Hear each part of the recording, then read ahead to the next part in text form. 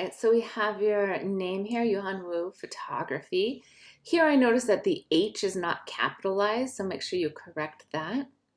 Your artist statement is what we first open up to. So generally speaking, what we see is most people have a portfolio where you open it up, and then there would be on the right page their name again, maybe their website, and then on the following page might be an artist statement, and then you would start images. So this is a different approach here, and one I would probably not recommend. I would recommend that we start with your name again, that we see that, and then I might have your artist statement at the end of the series instead of at the beginning.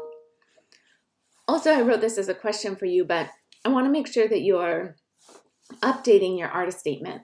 It's kind of a mix right now of what you're talking about with the portfolio and what you want to do commercially. So figuring that out to just be an artist statement for this project of work, as I had discussed in my last audio file for you, is important. But this is a great image to set the tone, and all of these images are more clearly laid out here because we're looking at the book, but they're in the same order, or pretty much the same order. So there's no big change. It feels like now you're like introducing us into where we are because we see the Asian writing on the lanterns there. And then we're kind of pulled back into the waters here where we're not seeing any architecture. We're just being brought into the land. It looks like there might be some architecture back here. And then we get this more abstracted image.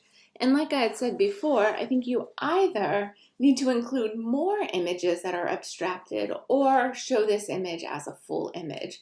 Showing just one image where you're cropping it into this sort of mosaic doesn't make sense.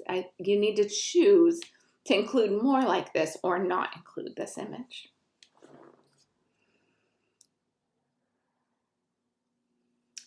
And then you have this image that you decided to have spread 2 pages. And I think you want your strongest images to be these images that are full bleed crossing 2 pages. And I don't think this is one of your strongest images. I would switch this image out with this image and have this go across 2 pages, as I think this is geometrically a much more interesting image compositionally than this is.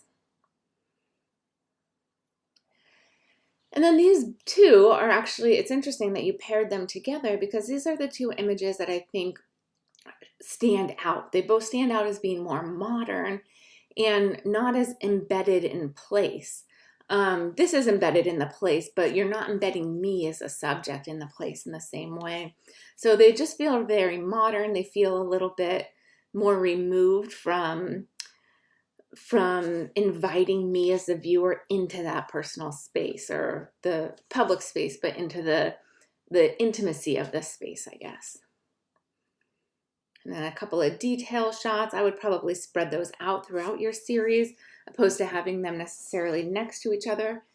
I think they can go next to each other if you had other detail shots throughout, but most of your images are more of these landscapes. So as we come to these last 2 close-up shots together, it seems like they're separate instead of part of something larger. I like that this is a vertical image now, or a horizontal image now instead of a vertical image. And this works well, but if your lay flat book is going to have a crease, you're going to have a crease right through that building. So I would probably push it off to the side and still have it cross, you know, a third or a quarter of a way into the other page, but then it won't be going through the building. All right, overall, I think this is coming together. I know you still have some new images that you're going to be putting in here. So where are we at right now? 1, 2, 3, 4, 5, 6, 7, 8, 9, 10, 11, 12, 13, 14, 15. So you're right at 15, so that's good.